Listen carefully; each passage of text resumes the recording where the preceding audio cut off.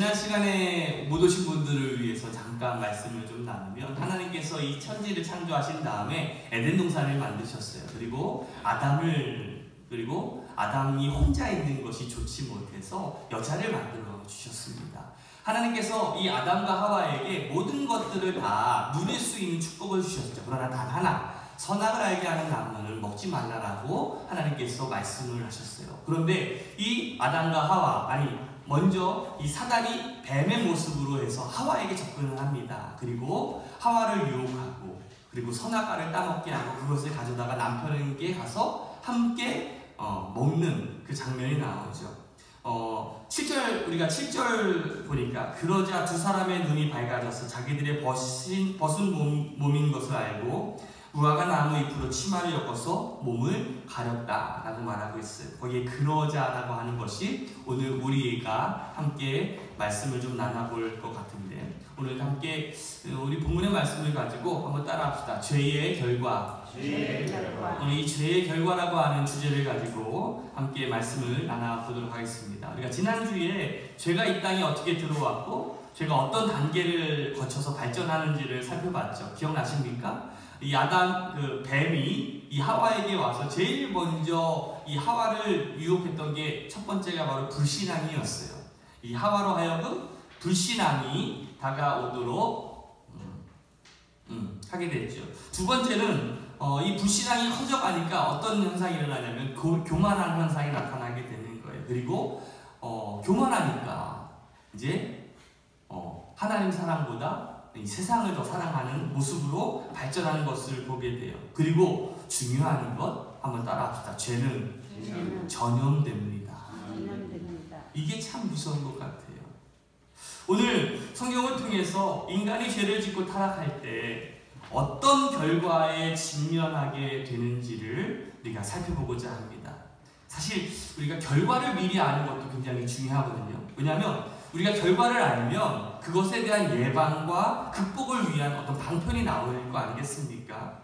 결론부터 말씀드리자면 죄의 결과는 사망입니다. 그냥 사망이 아니라 영원한 사망이라고 성경은 말하고 있어요. 이거를 교회학교 아이들한테는 이렇게 가르칩니다. 지옥이다. 제가 2005년도에 이제 공주중학교에서 이제 사역을 할 때 유초등부 아이들을 제가 담당을 했어요. 그래서 제가 부흥회를 인도를 하는데, 그때 제가 기억나는 사건이 하나가 있습니다. 제가 이 죄에 대한 이야기를 하면서 이제 오직 예수님만이 우리의 죄를 이제 구원하실 수 있습니다 라는 그 내용을 설교하다가 아이들한테 이렇게 질문을 했어요. 여러분, 지옥 가려면 어떻게 해야 될까요? 제가 속으로 이런 질문을 하면서 기대했던 답이 있잖아요. 아이들이 뭐라고 대답했을까요? 부모님 말씀 어기면 지옥 가요? 친구들 괴롭히면 지옥 가요? 거짓말하면 지옥 가요? 그렇죠? 아이들다운 답을 이제 생각하면서 이제 기대했는데, 갑자기 저쪽에 있는 초등학교 2학년, 이름도 기억나, 지원이라고 하는 애가 탁 소리를 내더니 이렇게 이야기하는 거예요. 목사님, 가만히 있으면 지옥 가요. 가만히 생각을 해보니까 100점짜리 답인 거예요. 왜요? 우리는 원죄하에 태어나잖아. 우리는 태어나면서부터 뭐예요? 죄인이에요. 원래 가지고 태어나는 죄가 원죄잖아.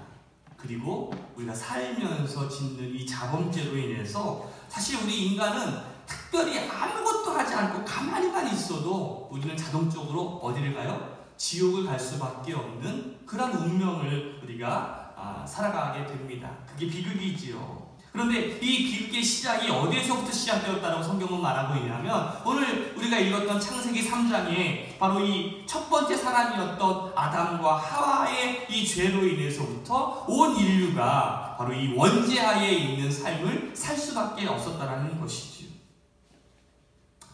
원래 처음 인간은 하나님과 화목하고, 그리고 하나님으로 알고 하나님을 기쁘시게 할 수 있고 하나님의 뜻대로 살아갈 수 있는 그러한 모습으로 살아갔습니다. 그러나 죄가 들어오는 순간에 하나님과의 화목, 하나님과의 평화, 하나님과의 교제가 어떻게 되었어요? 완전히 깨어져 버리고 말았다는 것이죠.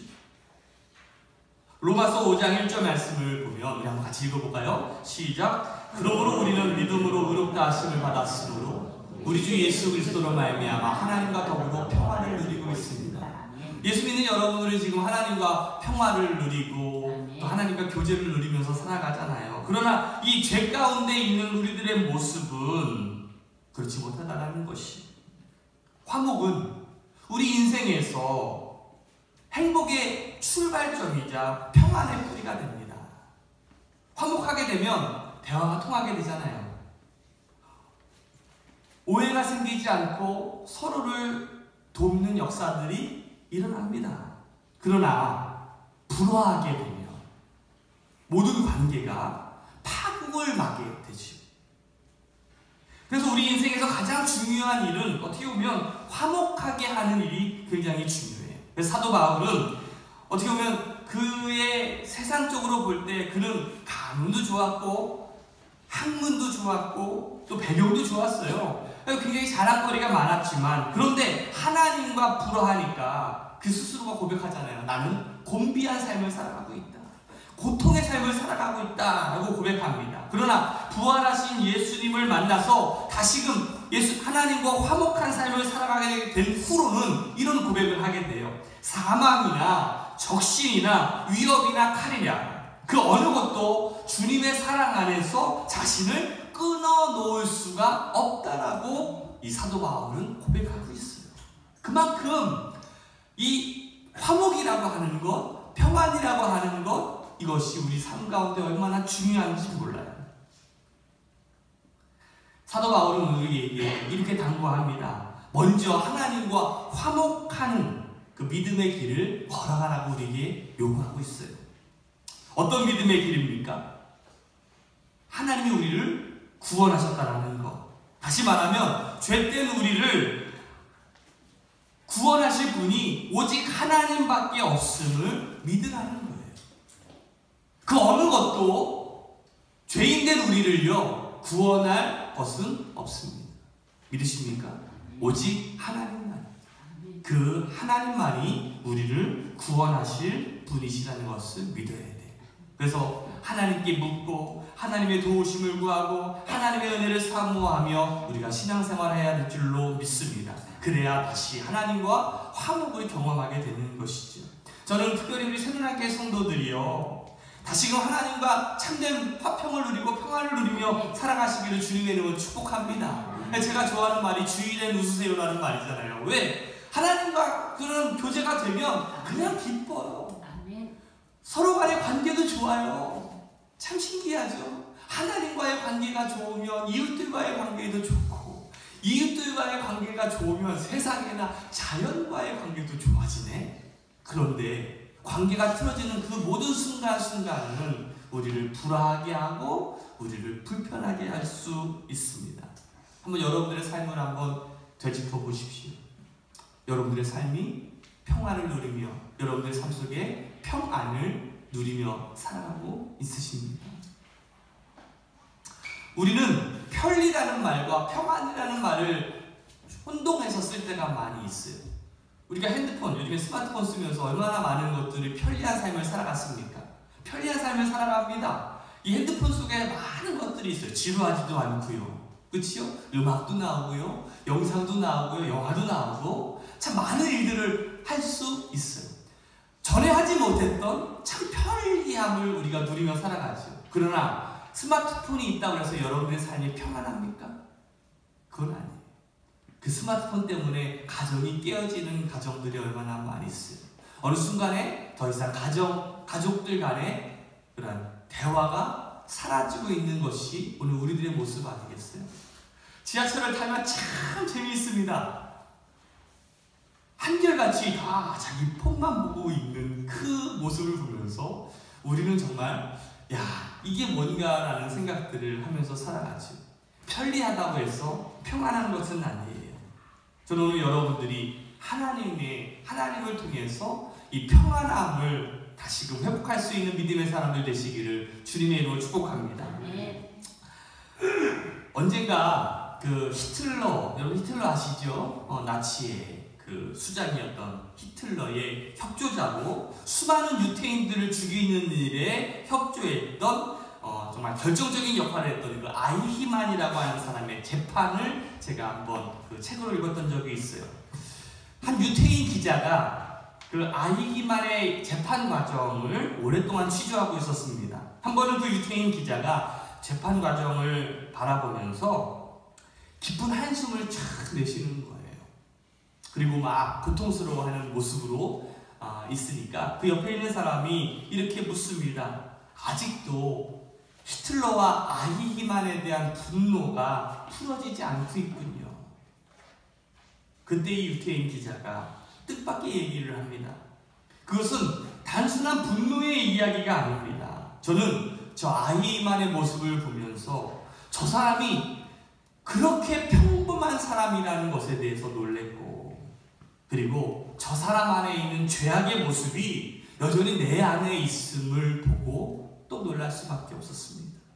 처음에는 당연히 죽어 심판을 받아 마땅한 히틀러의 잔당이라고 생각을 했는데, 그러나 재판 과정을 지켜보면서 그의 입에서 나온 그 고백 속에 그도 역시 고난과 고통과 불안과 초절을 경험하고 있는 모습을 보면서 그냥 그 사람이 너무나 지극히도 평범한 인간이었다라는 그 모습 속에 깜짝 놀라지 않을 수밖에 없었다는 것. 저는 오늘 여러분들이 그 사람의 모습 속에서 있었던 죄의 모습이 오늘 나에게도 있다는 사실을 깨달으시기를 주님의 이름으로 축복합니다. 성경이 그 2000년 전에 있었던 수백 년 전, 수천 년 전에 있었던 그냥 옛날 이야기가 아니라 오늘 그 아담의 모습 속에서 바로 우리의 죄의 모습을 발견할 수 있는 그 시간이 되시기를 주님의 이름으로 축복합니다. 우리 이 아담과 하와의 타락, 처음 사람들의 타락이 이 가져온 결과, 과연 그 결과는 도대체 무엇일까? 오늘 본문에서 세 가지를 말씀하고 있는데 첫 번째는 심리적인 결과예요. 오늘 본문에 나타나는 심리적인 결과에는 두려움과 도피와 책임 전가라고 하는 내용이 담겨져 있는데, 우리 창세기 10장 말씀 한번 읽어볼까요? 시작!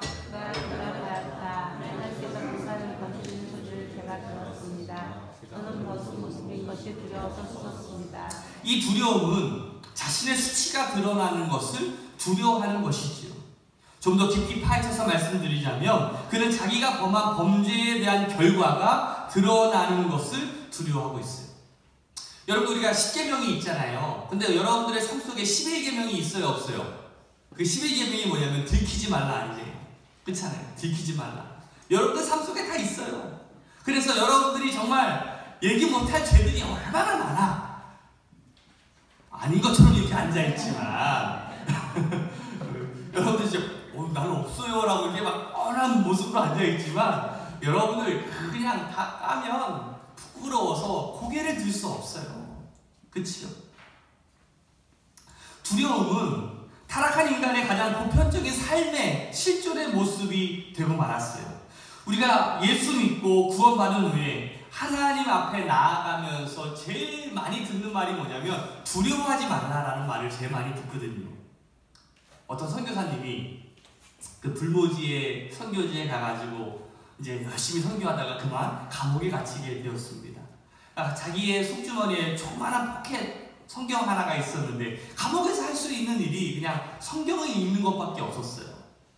그런데 성경을 읽다가 참 큰 위로가 되었던 메시지가 뭐냐면 전에는 그냥 평범하게 지나쳤던 메시지였던 두려워하지 말라 라는 그 말이 굉장히 큰 위로가 되었다는 것이고 그 말씀이 막 새겨진다는 것이죠.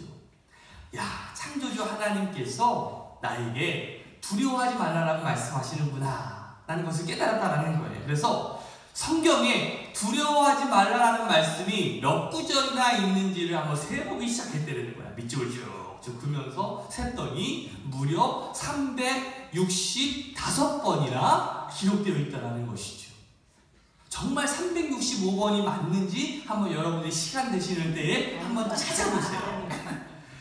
자, 여러분들 왜 하필 이 선교사가 무릎을 탁 치면서 깨달은 게 있어요. 왜 하필 365번의 두려워하지 말라는 말씀이 있었을까?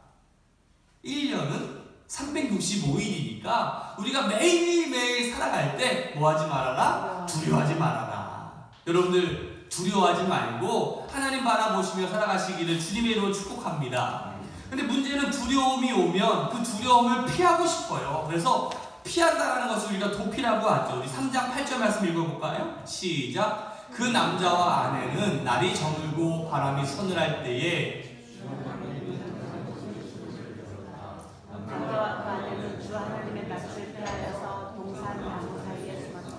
피했어요. 범죄하자마자 그들의 삶 가운데 나타난 변화는요, 하나님을 피하기 시작합니다. 하나님이 보이지 않는 곳으로, 하나님의 음성이 들리지 않는 곳으로, 믿지 않는 사람들 속으로, 예배당으로부터 멀리 떠나갑니다. 하나님이 이제 부담스러운 존재가 되었다는 것이죠. 저는 어떻게 보면 이것이 이미 하나님께서 경고하신 그 경고의 성취라고 저는 믿어요. 하나님의 경고가 뭐예요? 선악과를 알게 하는 나무를 먹는 그 순간에 네가 정말 뭐하게 되리라? 죽으리라 라고 말씀하셨잖아요. 여러분들 영적으로 죽는다는 게 뭔지 아십니까?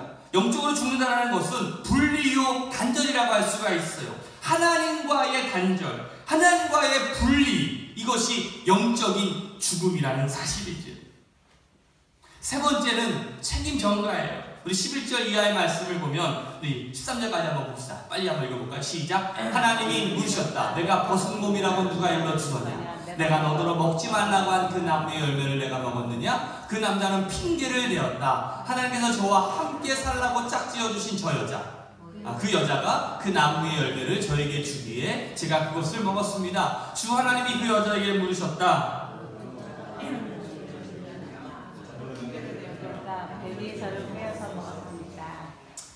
앞에 우리 12절 말씀 앞으로만 잠깐 넘겨볼까요? 그 남자가 저와 하나님한테 핑계를 대잖아요. 뭐라고 해요? 누가 너에게 선악과를 주었느냐? 네가 왜 죄를 지었느냐? 라고 얘기했더니 제가 잘못해서 그랬습니다 라는 말이 아니에요. 뭐라고 얘기해요? 저 여자라고 하는 말이 좀, 우리 아내한테 저 여자 이러면 기분이 얼마나 모르겠어요. 그렇죠? 완전히 이 아담이 저 여자라는 말뿐만 아니라 뭐라고 얘기하고 있어요? 하나님께서 나랑 살라고 만들어주신 저 여자. 야, 이 남자가 이렇게 째째가지고 되겠습니까? 그런데 그런 모습이 바로 우리에게 있다는 것이죠. 여러분, 이 책임 전가와 함께 피할 수 없이 일어나는 현상이 뭔지 아세요? 인간관계의 왜곡이에요. 여러분, 제가 우리 아내를 향해서 야, 저 여자 이러면은 저 여자가 어떻게 하겠어요?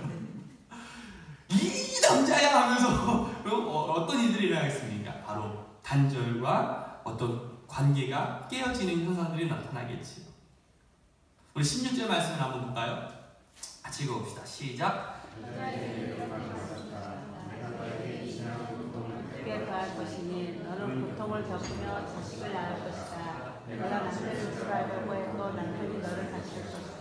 내가 남편을 지배하려고 해도 남편이 너를 다스릴 것이다 라는 이 표현을 개역 개정에서는 너는 남편을 사모하고 라고 표현하고 있어요. 아무리 사랑해도 저 남편은 그냥 아내를 그냥 다스리기만 한다는 거야. 얼마나 슬퍼요. 여자는 남편을 숙명적으로 그리워하면서 살아가야 한다는 말입니까? 그런 로맨스적인 말이 아니라 여기서 이 사모한다라는 말은 영어 번역에서 desire라고 표현하고 있는데 나쁜 소원이라는 뜻이에요. 그러니까 히브리어 원문에는 아예 정확히 나타나 있어. 나쁜 소원. 똑같은 단어가 창세기 7절에 사용되고 있는데 한번 제가 읽어봐 드릴게요. 내가 올바른 일을 하였다면 어찌하여 얼굴빛이 달라지겠느냐. 내가 올바르지 못한 일을 하였으니 죄가 너의 문에 도사리고 앉아서 너를 지배하려고 한다. 너는 그 죄를 잘 다스려야 한다. 바로 여기에 있는 이 죄의 모습이 나쁜 소원이라고 하는 뜻하는 이 단어가 똑같은 단어예요.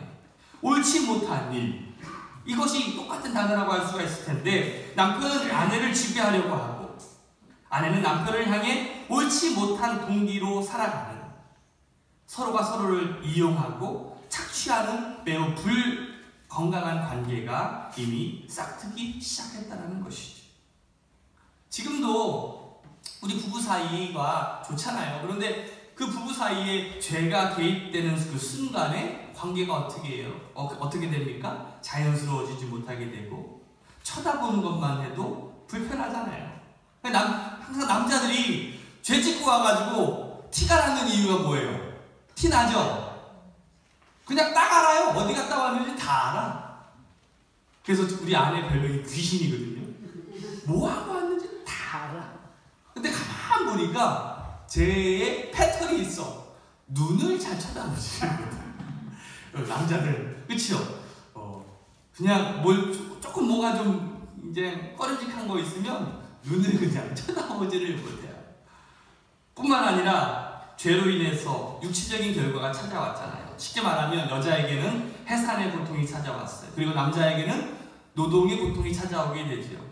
지난번에 제가 한번 노동과 안식에 대한 말씀을 좀 나눠봤는데, 노동이라는 것은요, 원래 타락 이전에도 있었어요, 없었어요?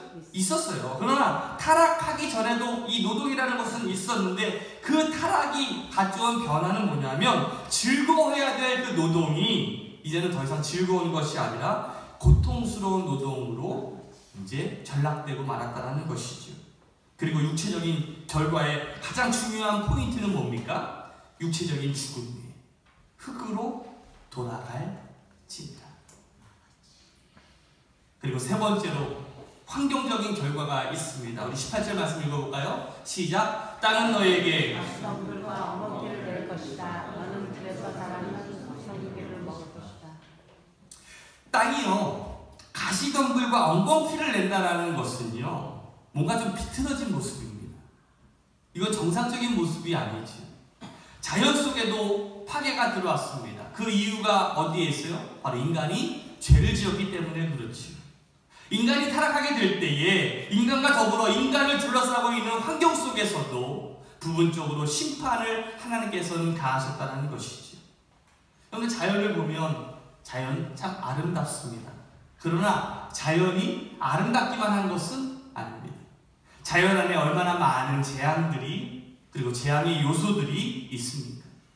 얼마나 많은 사람들이 이 죽음과 또 재앙의 비극을 경험하고 있습니까? 죄로 인해서 우리는 심리적인 그리고 육체적인 환경적인 어려움 속에서 살아가게 되었습니다. 하나님과 분리되고 이웃과 단절되고 그리고 자연과의 관계가 왜곡된 삶을 살아갈 수밖에 없게 되죠. 그러나 중요한 것이 하나가 있습니다. 그것은 하나님께서 우리 인간을 영원한 죽음에 들어가지 않도록 기회를 주셨다는 것이죠. 오늘 본문 말씀 가운데 가장 중요한 말씀이 있어요. 여러분들 이 말씀은 꼭 기억했으면 좋겠어요. 우리 20절과 21절 말씀을 꼭 기억했으면 좋겠습니다. 시작. 아담은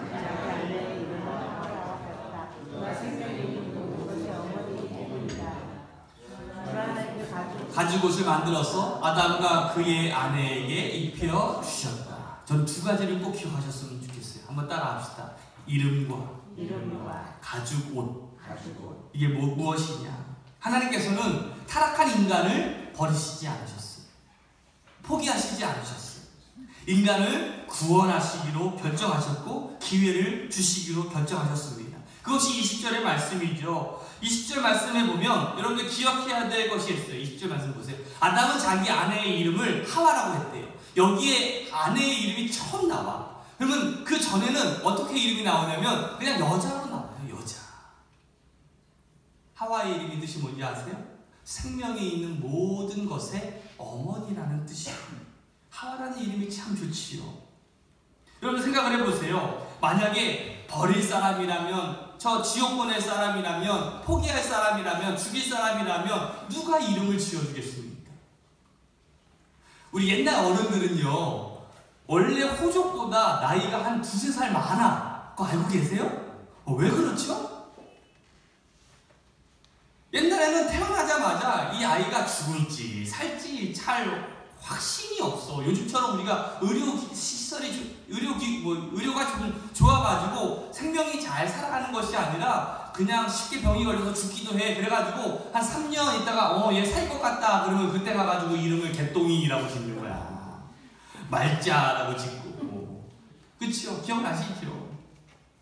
살만하면 얘가 살 것 같구나 하니까 뭐를 지어줘요? 이름을 지어주는 거예요. 오늘 하나님께서 이 인간을 살리시기 위해 하와라고 하는 이름을 지어주셨습니다. 오늘 여러분들을 향해서도 하나님께서는 이름을 지어주고 계셔요. 다시 말하면 구원의 이름을 여러분에게 주어지기를 원하고 있다는 사실이에요. 두 번째는 뭡니까? 가죽옷이라고 말씀을 드렸잖아요. 왜 가죽옷일까요? 무화과 나뭇잎으로 21절 말씀 보세요. 주 하나님이 가죽옷을 만들어서 아담과 그의 아내에게 입혀주셨는데 이 선악과를 알고 난 다음에 무화과 나뭇잎을 부끄러워가지고 무화과 나뭇잎을 가리고 있었잖아. 그래, 무화과 나뭇잎보다는 그래도 가죽옷이 좋지. 그래서 어떤 좀 더 비싸고 좋은 옷이기 때문에 하나님께서 그렇게 해주셨을까요? 그렇지 않습니다. 가죽옷을 만들 때에는 먼저 선행되어야 될 것이 있습니다. 그게 뭡니까? 동물이 죽어야 돼요. 피를 흘려야 되죠. 이것은 제사를 말하고 있습니다. 하나님께서 아담과 하와의 죄를 씻어주기 위해서 제사를 예비하셨음을 우리에게 가르쳐주시고 있고, 그 하와라고 하는 모든 생명의 어머니의 그 태에서부터 이 영원한 제물이 누가 나오는 거예요? 예수님이 태어나시는 것 아니겠어요? 오늘 이 이름과 가죽옷을 통해서 하나님은 다시 타락한 인간들을 구원하시기를 원하고 있고 살리시기를 원하고 있다는 사실을 여러분들 기억하시기를 주님의 이름으로 축복합니다. 우리가 여전히 죄 가운데 있습니다. 우리가 여전히 타락한 삶을 살아가고 있습니다. 하지만 하나님께서는 우리에게 기회를 주시고 있고 우리에게 이름을 주시고 가죽옷을 지어서 이 영원한 십자가를 통한 구원의 기쁨을 누리게 하고 있어요. 오늘 여러분들이 그 예수님을 우리가 믿고 예수님 앞에 나오시기를 주님의 이름으로 축복합니다. 우리를 회복시키고